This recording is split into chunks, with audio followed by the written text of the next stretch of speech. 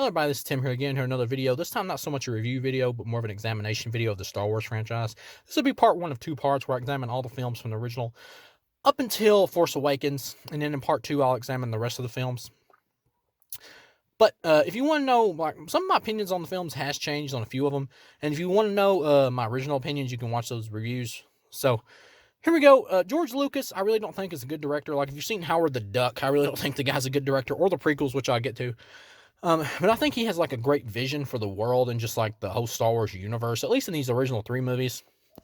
I will say the acting in the Star Wars trilogy from the main cast is mostly bad from the main three leads. Not Harrison Ford. I'll take that back. The two of the main leads. Harrison Ford I think is great in all three movies. I do think Mark Hamill becomes great in Return of the Jedi when he feels more settled into the character and he's less stilted and everything because he seems more comfortable there. Actually, he's my favorite character of the heroes in Return of the Jedi. Upsetting Harrison Ford is Han Solo, who's my favorite character in the first two, just based off how cool he is and how good his acting is with how he plays him and everything. The original Star Wars, I'd give a 4 out of 4. I think it's an awesome flick.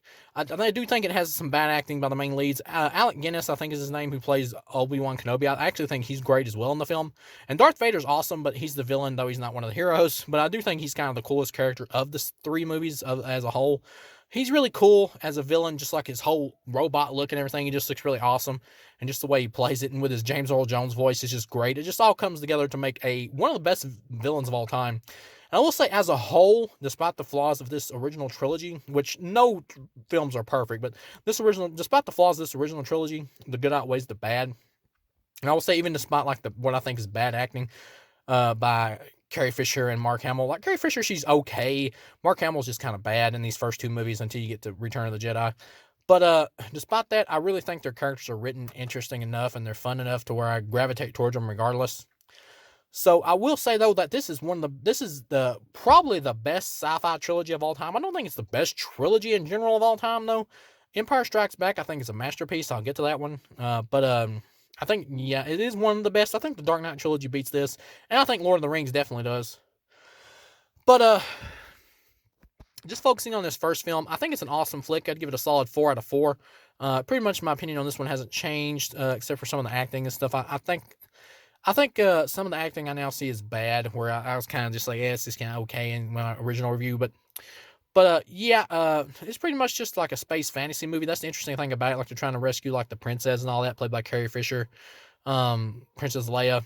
And one other thing is they try to have I think Lucas was trying to have like a love triangle in these movies of like, will Leia like go with Han or Luke? But really, there is no love triangle. Lucas just kind of hints at it, and in Return of the Jedi, of course, he tries to get rid of it by coming up with the idea that they're brother and sister or whatever, which never really worked.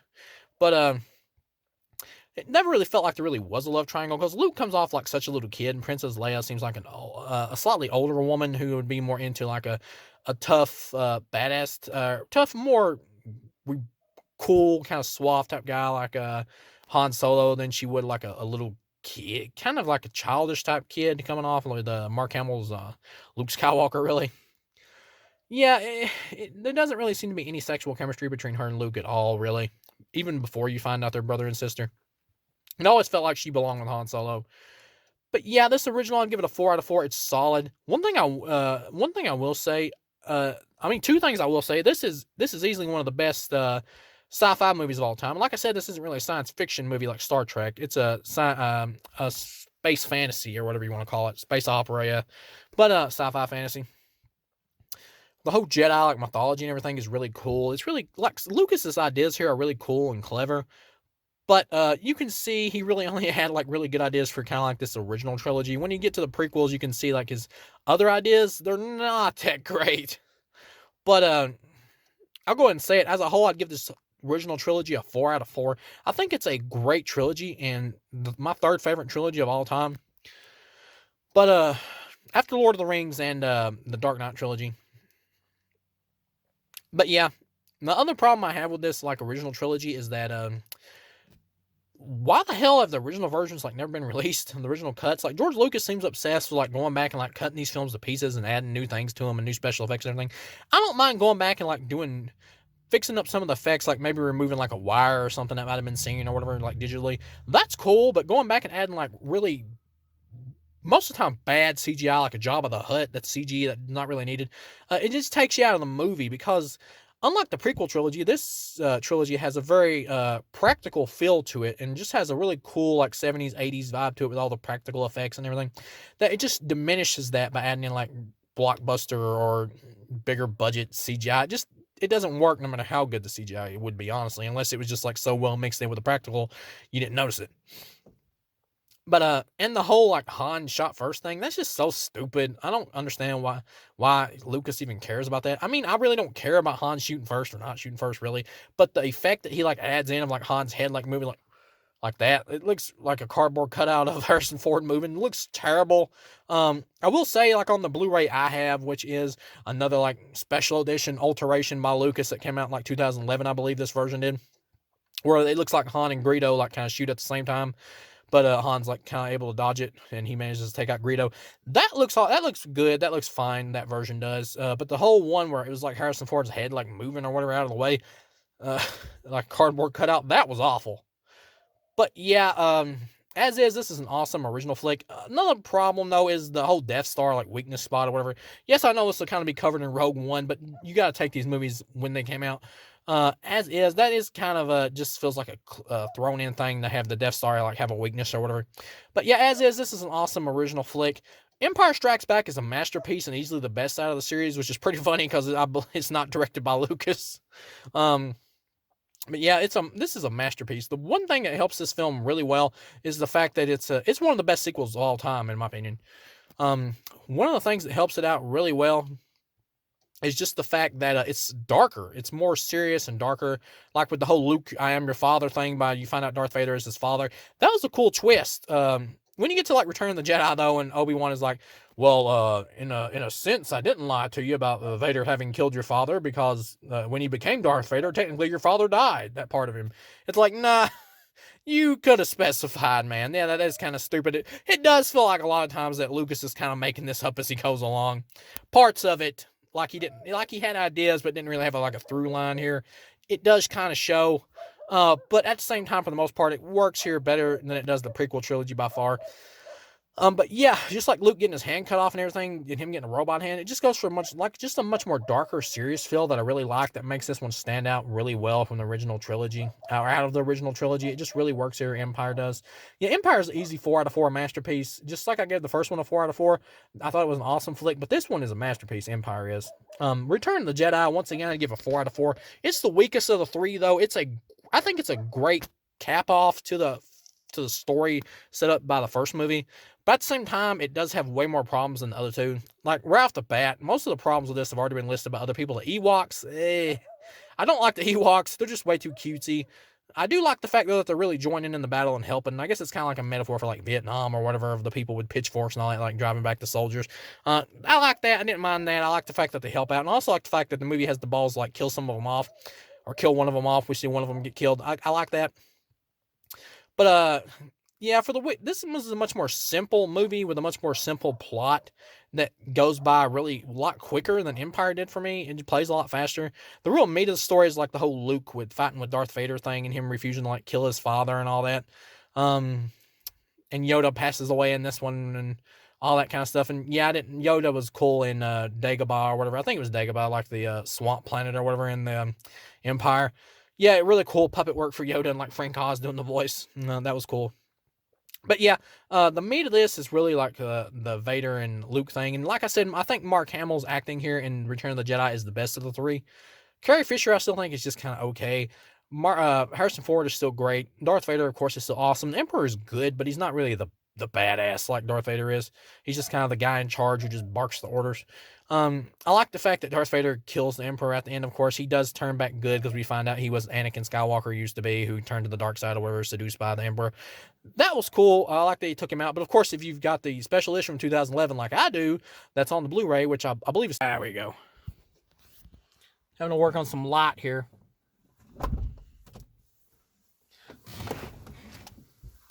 But yeah, it's like, it kind of looks like half my face is covered, like Two-Face a little bit there. Let me see if I can adjust this. There we go. Yes, if you're wondering, I am filming this video in my car. But yeah, that's because it's more peaceful and quiet out here. I get a big place. But yeah, the whole like special edition thing or whatever, like the version I got, you got Darth Vader at the end going no, which I can understand why that bothers some people, but really it didn't really bother me because just watching it, taking the film as is without thinking about that being in like a Revenge of the Sith, it doesn't really play that bad when you see it in the context here. It kind of makes more sense and isn't as like melodramatic when he goes no. It's not as over the top as the one from Revenge of the Sith when he like grabs the Emperor here and throws him over the thing and kills him. That was pretty cool. I like the unmasking of Darth Vader and how he looks like just like a normal old man or whatever who looks injured and all that and part robotic. That was cool. And I like how they give him like a funeral pyre at the end. One thing that's weird though is like they're burning him in like his Vader outfit, which is kind of weird because he becomes Anakin Skywalker pretty much by the end. Wouldn't they at least take the mask off? I know he's like pretty much part robot, but wouldn't they take the mask off when they burn his body? Another thing is when you see him as a Force ghost at the end in this version, he's Hayden Christensen instead of the original actor. I get why Lucas would want to put that in. I'm fine with it, like just watching this version and not thinking about the original. Like I'm fine with it because I know this is the guy from the prequels. I don't mind it, but if I'm comparing it to the like the original cuts that I grew up with, then I will not like it. And another thing is like they added another thing where they're showing like all the different worlds and stuff like that, celebrating like now that the Empire's been took out, which was kind of cool. And then you got like Jar Jar Binks in the background going Misa free. Even that I can kind of just like forgive. Like I've come to the kind of a peace thing with most of the special edition changes and stuff here. Would I like the original cuts? You can kind of get a copy of these movies that one of the special edition versions that has like laserdisc cuts of the old cuts, but they're not like remixed or redone or anything. It's just like I heard it's like very like low quality kind of, but at least you got something. I have the original cuts on VHS tape. I have the old VHS tapes in like a box set of the original trilogy, which I'll probably keep just for collector's sake, you know. But this original trilogy, I'd give a solid 4 out of 4. I think it would be the third best trilogy like of all time, for me. And I do think it's the best like science fiction, well, sci-fi trilogy. It's not science fiction; it's space fantasy, really. But I think it's the best like sci-fi genre trilogy I've ever seen. But moving on to the prequel trilogy, this sort of thing get a little more dicey. Like I said, this really shows that Lucas is not a very good director. The biggest problem with these prequel movies is that Lucas really doesn't have an idea for 3 films worth of material here. He stretches what really is like more of like a 1 movie or 2 movie idea out to 3. Like this whole first like episode 1 isn't even really about Darth Vader becoming Darth Vader. And when I watched this originally, I really didn't like this movie because in my head I'm thinking that's what the movie's gonna be about, so I'm setting up potential. And even though it's not about that, and I'm accepting it for like what it is, in the back of my mind or in my soul, I'm still thinking that this is what I'm getting here is not as interesting as what I wish this was about or what I feel like it should be. And this was always my least favorite of the series because of that. But taking it as I gave it like this like a 1.5 in my old review. Taking this for what it is now, and it's not really the story of how Darth Vader becomes Darth Vader, not this first one. Taking it for what the movie is, it's pretty much a Star Wars kids flick. Jar Jar Binks is still awful. I hate this character. Easily the worst character of this entire franchise, in my opinion. And thank God he's reduced for the other 2 movies. But yeah, taking it as it is with like the whole suction cup guns and everything. Now watching this, I would give it like a 2 out of 4. I would say this is an okay kid Star Wars flick. It's an okay like time waster flick. I don't mind it anymore. It's okay. I wouldn't watch this over and over like I would some of the others unless I was like having a marathon or whatever. But Darth Maul is pretty cool. Is cool and look and like his lightsaber, his double-sided lightsaber is cool and his moves and stuff are cool, but he's a very underwritten character. He's not very interesting. There's just like mostly nothing there. But just in terms of like look and the lightsaber and all that, he's cool. But he's really underused and he dies very quickly. I like the fact he kills young Obi-Wan's master though, Qui-Gon Jinn. Another thing that is kind of throughout these prequels and just gets worse than the other 2 is there's just too much CGI. They should have stuck more to practicals. Now I get it. Lucas wants to revolutionize special effects and all that because that was kind of part of the original trilogy, like doing like cool special effects, stuff like that were available at the time. Here he does it. He wants to do it here, but take it even further because of the more stuff he has available to him with this prequel trilogy at the time it was made. But he overdoes it. He goes too far with it, going too CGI and stuff to the point to where these films, when you go that far with it, they don't feel like companion pieces to the original films. They feel like just some new age reboot almost of Star Wars. It takes away like 50% of the feeling of those original movies, like 50% of the soul that made the soul of those original flicks. Um, but yeah, this is an okay kids flick, episode 1. This is whatever. I think kids would be okay with it as a time waster. It's okay. I'd give it 2 out of 4. Jumping into episode 2, Attack of the Clones. This one has much more like story dragging problems and doesn't move as quickly as episode 1. And Hayden Christensen, Jake Lloyd in the first one as young little kid Darth Vader was bad, but a lot of times he got really bad lines as well. Like "Yippee" says a lot, which is really terrible. Hayden Christensen is just pure bad here. He gets better in Revenge of the Sith. Revenge of the Sith, I actually think he's solid in. I actually like him in that flick, acting wise. Here is like young Anakin, young Darth Vader, teenage version. He's bad. Obi-Wan Kenobi, Ewan McGregor, I actually thought was just okay in episode 1. Here, I think he's good. I really like him here to the point where even by the end of the movie, I kind of think he's great, really. I really enjoy him as Obi-Wan. I like his wisecracks and all that. He's young Obi-Wan. Yeah, I really enjoyed him. Natalie Portman pretty much sucks in all 3 of these movies. She's kind of okay in this one, but only based off the fact that she's playing against Hayden Christensen, who's worse, really. And Lucas, it's not just the actors. Lucas's lines are really bad. Like a lot of his lines are really bad, and they were kind of bad in the original movies too.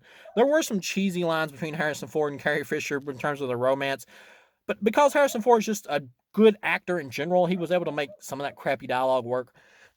Here, all the problems that were kind of there, but not really on the forefront of the original trilogy, are more like just in your face in this prequel trilogy, plus new problems.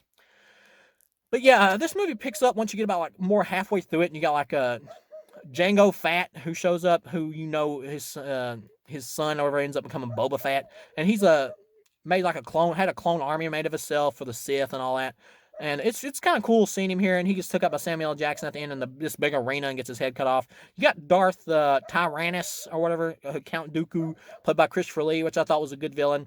I don't like how this prequel trilogy has like multiple different villains for all 3 flicks, with the Emperor kind of like off in the background giving the orders. I wish it would kind of just be like more like one villain like Darth Vader, and they just kind of developed him through the movies.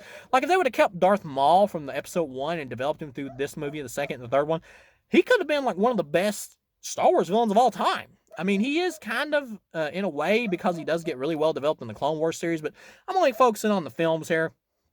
So yeah, they should have stuck with one villain. Seeing Yoda fight at the end was pretty cool. How he like is able to like take out on Force Lightning or whatever, Sith Lightning. That's kind of cool, seeing him bounce around and everything. The CGI for him looks cool. If you watch this in theaters or got on like VHS tape, he was actually originally a puppet, but they changed him to CGI. The puppet actually did look kind of bad in this episode. Wait, no, he's CGI in episode 2, Attack of the Clones, but he was a puppet in episode 1. That's what I'm talking about. Yeah, they changed him from episode 1 in like the DVD and Blu-ray release, I believe, to like CGI, which looked better than the puppet they had. But yeah, in this episode 2, it's cool to see him fight. It's kind of glitch seeing Anakin get his hand cut off too, just like Luke Skywalker. Yeah, but the action in the second half of this one kind of makes up for the weak story going on here. So it kind of makes up for it, as is, because of the action. I would give this a 2.5 out of 4. I think I like this one as all right.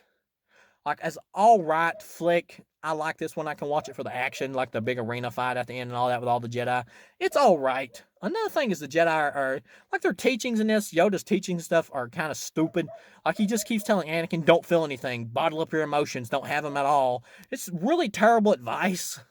And maybe that's what George Lucas was going for. I heard that he wanted to show the Jedi as being flawed, and that be one of the reasons they were took out. But if that really is what you're going for, I think it could have been written in a way to where it was more obvious to the viewer. I think you could have done it better. But as is, their teachings are pretty crappy, to be honest. But yeah, you get to episode 3. Episode 3, I'd give it a 3 out of 4. I think episode 3 is easily the best of the 3 prequel films. Once again, there's way too much CGI backdrop. General Grievous is good. I liked him here. He was fine as a villain. Once again, another villain. Another main villain for a little bit, instead of a developed one over 3 movies. You got the Emperor becoming the Emperor at the end, and Mace Windu like takes him out, and you got the horrible scene where he kills Mace Windu by going, no, no! really awful. Like, the guy who plays the Emperor is hammy at certain points, but as a whole, he does a good, solid job. I liked him in the role, even despite his hamminess. But once again, I'm going to put that on Lucas because I do think he has trouble directing actors. But Anakin's like turned to the dark side. He is it is kind of stupid. Like, he gets really easily deceived and turned to the point where it does make him kind of like a moron. Like, he should have really have known that this guy was obviously trying to trick him. It is kind of stupid that he just goes with it. Once again, Ewan McGregor's Obi-Wan is great. The battle at the end with him and Anakin on the like lava planet or whatever is Mustafar is pretty cool. As is, when you get to the end of the movie and he becomes like Darth Vader, you don't really feel like these 3 films have given like a satisfying origin story for this awesome character. But the action in it is good enough, and it links up good enough to the original trilogy by ending it with the kids being separated, Luke and Leia or whatever, that it feels like a good action flick, at least, to where I would give this a 3 out of 4. It's a good like action blockbuster flick with too much CGI. It's enjoyable enough, this one is. As a whole, I would give this prequel trilogy, I gave the original trilogy a 4. I think it's an awesome set, the original trilogy is, and the best like sci-fi trilogy of all time. As is this prequel trilogy. The original I gave a 4 out of 4. This prequel trilogy I'd give a 3 out of 4. I think it's a good, average, just action trilogy, really, like action CGI trilogy. If you hold Star Wars like really sacred and you nitpick a lot of like Force stuff and all that kind of Jedi powers and everything, you will probably really dislike these prequels or probably hate them. Like, when these came out, a lot of people really hated them. I even heard people going, "Not my Star Wars, sacrilege," and all that. And that's too far. It's just another set. I mean, whether you feel the films are bad or not, they're just another set. They don't take away from the coolness of the original trilogy or anything like that. The original trilogy stands alone. This is a good, fine 3 out of 4. Average, sci-fi action set. That's pretty much it with this one. Now, jumping into Rogue One, the spinoff flick, I'm going to do these before I get to Force Awakens. Rogue One, I think, is a 4 out of 4. The characters are underwritten in Rogue One, but by the time you get to the end, I think the actors are charismatic enough to where they kind of carry the characters and make them interesting and make them enjoyable to watch on screen. When you get to the end, I really like the third act action and everything here. The CGI for the Peter Cushing, looked terrible and really took me out of the movie. They shouldn't have done that. They should have just got a look-alike actor and put him in prosthetics. That would have been better. And the CGI for Carrie Fisher also looks bad. The ending thing with Darth Vader cameo, like showing up trying to get the information about the Death Star's weakness. Pretty much this movie exists to explain a plot hole in the original Star Wars trilogy about why the Death Star could be blown up in one certain spot, because the dude who was in charge of creating it deliberately designed it that way because he wanted it to be destroyed because he was a good guy. And his daughter is like teamed up with I believe Lando Calrissian is the character's name. And this he's got like a robot sidekick who's pretty funny. They got some really nice quips here. He's probably my favorite character of this movie, Rogue One. I'm not sure why they haven't made like a droid spinoff yet, a movie. That would be pretty cool. But yeah, you got Donnie Yen here, who's really cool martial arts, and he keeps saying like, "I'm one with the Force and the Force is with me," or whatever. That's cool. And you get to the end, and all the characters pretty much die to save the day, to send off the Death Star, malfunction plans or whatever, to Carrie Fisher. And at the end of it, she's got him. They're like, "What is this?" And she's like, "It's hope." Setting up for A New Hope, episode 4. But yeah, the Darth Vader cameo at the end of it, where he's wiping out the soldiers and everything, is really awesome. It's probably the best Darth Vader, one of the best. I don't know if it's the best action scene for Darth Vader of the entire series, and one of the best Darth Vader scenes. Period. It's just really cool, very well done. As is, I would give this a 4 out of 4. It is it's not perfect, like I said. The characters are underwritten, but just the pure it feels like an epic war movie, which I like. That just kind of makes up for the flaws. As a spin-off Star Wars flick, this is good enough to be a great standalone movie to me, to make up for the problems. This works. Now, Solo, my original review, I gave this a low 2 out of 4. It's like a passable flick. Watching it now, it's not that bad. I was way too hard on this. Watching it now, I would give this a 3 out of 4. It's not so much good. It's just kind of average. It's good average, fine. I like it. It didn't really need to be made. We don't really need to see a Han Solo origin story. The problem with this movie is like the plot of it about Solo like going off and teaming up with Woody Harrelson to go steal some stuff and all that for Paul Bettany or whatever, the guy who plays Vision in the Marvel movies. It's just not really worthy of a big screen adventure. This would have worked as a like Disney Plus miniseries much better. It doesn't deserve to be a movie. And the guy playing Solo, he does a good, fine Harrison Ford impression. I liked him. By now, Harrison Ford is Han Solo, so anybody playing him is going to have to partially do a Harrison Ford impression. It's pretty much the best you can get. So I thought he was fine. Chewbacca was cool. I liked him. As is, I would give this a 3 out of 4. It's totally fine, average, fine. But it would have been better off as a Disney Plus series. I liked it fine. Another thing I will say, the Darth Maul cameo at the end with like robot legs was really cool, taken from the Clone Wars show, of course. That's something I really hope to see followed up either in a Disney Plus series or a spinoff, some other spinoff movie. I want to see this version of Darth Maul come back and kick some ass in one of these movies instead of just being like a thrown in fan service thing. Jumping into now to The Force Awakens. I'm not going to do Last Jedi and Rise of Skywalker to the part 2 video, but Force Awakens, I'll watch this one again. Like in my old review, I can't remember if I gave this a 4 or a 3. I'd have to go back and watch that. But watching it now, I'd give it a 3. I had more problems with it this time. I do think when this movie came out, most people were kind of happy with it at first, but then there was a bit of a backlash towards it, like a little bit of a minority backlash. People were accusing it of being like a remake of New Hope. I will say there is a for big chunks of this movie, it is a remake of New Hope. Like the beginning of it is fine. It sets up like New Hope with like this character named Poe Dameron or whatever, played by Oscar Isaacs, who is kind of really underused here. He's presented as like a Harrison Ford Han Solo replacement, but he doesn't really do anything. He just kind of disappears for most of the movie. He's just passable. He's just there. I don't really know why they build him up at the beginning only to do like nothing with him. You got this other character named Finn who's like a stormtrooper turned good. He's just like, I guess, an inherently good guy who just overrides his stormtrooper programming. That's kind of cool, really. You could honestly make this whole movie just about his character, and he would maybe be more interesting, really. But yeah, it's cool to see Harrison Ford back as Han Solo. The acting in the film is good. Nobody's really bad here. The beginning of it, once again, is this kind of same setup as A New Hope, but I'm okay with this for being the setup. Because the prequel trilogy was like so far out of left field by being too different that I think it's all right to kind of bring it back a little bit closer to what people liked about the original trilogy. This is more of a Star Wars reboot than it is an actual sequel.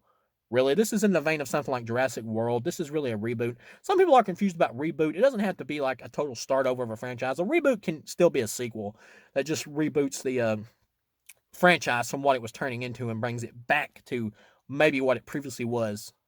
There's lots of franchises that do this. Jurassic World did it, trying to bring it back closer to the original film.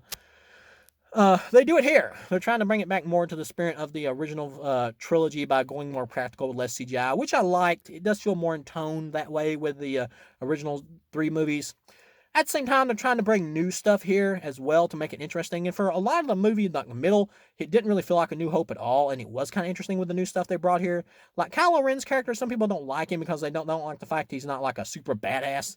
They could have just made him like a super badass. Adam Driver's a good actor. He could have just played like a tough badass. He's Han Solo's son turned evil.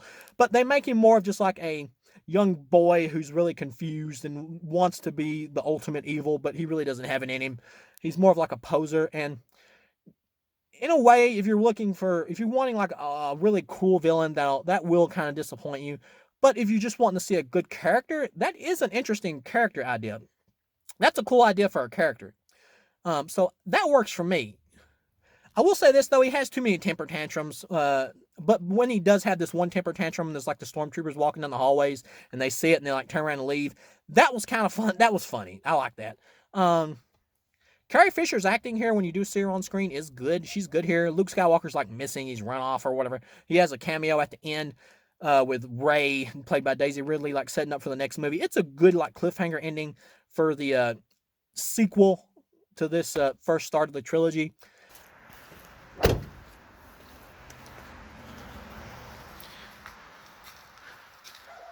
Yeah, I had to get out here to get out with some new light. My vehicle battery was like dying.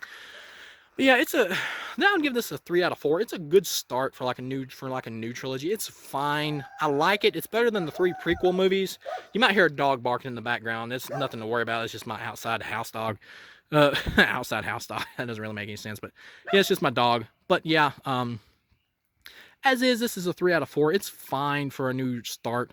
The character Rey, played by Daisy Ridley. Daisy Ridley is pretty. Her character, her acting is fine. That kind of but she's written poor. Like her acting makes you kind of like her despite the poor writing for her character. The problem is they want her to be like a mystery type character about who she is and all that. And once again, I'm sorry about that dog barking in the background. But they wanted to make it like a mystery about how she's so like powerful in the Force and everything. And yeah, having her be like naturally gifted is kind of cool, but they take it too far by the end when she's like fighting Kylo Ren, who's been training for much longer than she has. She hasn't really been training at all in this movie. So the idea that she's able to like dominate him at the end and take him out is way too overpowered. As is though, the ending with like Luke Skywalker and everything is good enough to leave it off on the cliffhanger. They really remake the ending of A New Hope though with the whole destroying the Death Star thing. Having yet another Death Star like the original movie did and Return of the Jedi did is pretty lame. But as is, it's a good enough start to a new trilogy. It's fine. I still like it. It does have the flaws of being partially, or I'd say about 40% of a remake of New Hope. But other than that, it has enough new stuff here to make it stand out different enough from being just a straight remake of New Hope. The bad guys do come off too much like Nazi glitches at times, like with the stormtroopers and everything, the First Order in this movie.